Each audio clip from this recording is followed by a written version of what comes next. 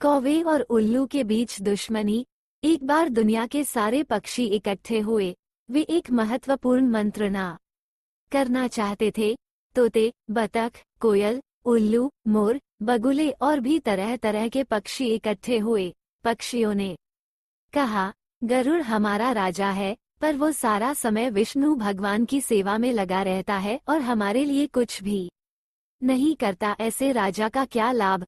वो शिकारियों के बिछाए जाल से कभी हमारी रक्षा नहीं करता। इसलिए हमें नए राजा का चुनाव समझदारी से करना चाहिए। सब पक्षी अपनी नजर चारों ओर घुमाकर देखने लगे कि राजा किसे बनाया जाए। उन्हें उन बहुत प्रभावशाली लगा। उसका बड़ा सिर, बड़ी बड़ी गोल गोल आँखें और बड़े विशाल पंख थे। सभी पक्षी चिल्लाए, ये उन्हीं हमारा राजा बनने के लायक है। हमें जल्दी से इसे अपना राजा बना देना चाहिए। वे पवित्र नदियों से जल भरकर ले आए और एक सिंहासन को सजाने लगे। फिर उन्होंने तरह तरह के ढोल और शंख बजाए।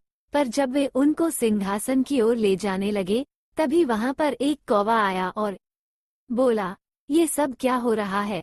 सब पक्षी यहाँ क्यों इकट्ठा हुए हैं? मित्र, क्योंकि हमारा कोई राजा नहीं है, इसलिए हमने इस उनको अपना राजा चुना है और इसको ताज पहना रहे हैं। तुम सही समय पर अपनी राय देने आए हो। कौवे ने मुस्कराते हुए कहा, मैं उनके राजा बनने के बिल्कुल खिलाफ हूँ। ये बदसूरत और रात को न देख सकने वाला पक्षी है। हमारे पास और सुंदर सुंदर पक्षी हैं, जैसे मोर, बतख, कोयल, कबूतर आदि। फिर हम इसे राजा क्यों बनाएं? इसकी नाक और औंख टेढ़ी है, जैसे कि गुस्से में बैठा हो। जब ये गुस्से में होगा तब और भी भयानक लगेगा। ऐसे बदसूरत और भयानक लगने वाले राजा से हमें क्या लाभ होगा? जब पक्षियों ने कौवे की यह बात सुनी तो वे सब एक दूसरे की ओर देखने लगे। शायद कौवा ठीक कहता है। चलो आज उनको राजा बनाने की बात टाल देते हैं। हम सब फिर कभी इकट्ठा होकर कोई दूसरा राजा चुनेंगे। तब सब पक्षी उड़कर चले गए। वहां पर सिर्फ कौवा, उन और उसकी पत्नी रह गए।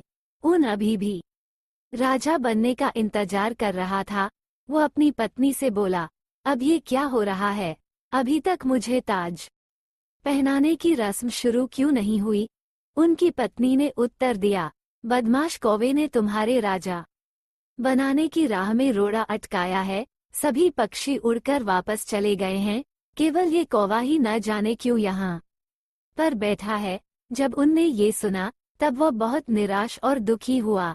वो कौवे से गुस्से में बोला, अरे शैतान कौवे, मैंने तुम्हारा क्या बिगाड़ा था जो तुमने मेरा राजा बनना रुकवा दिया?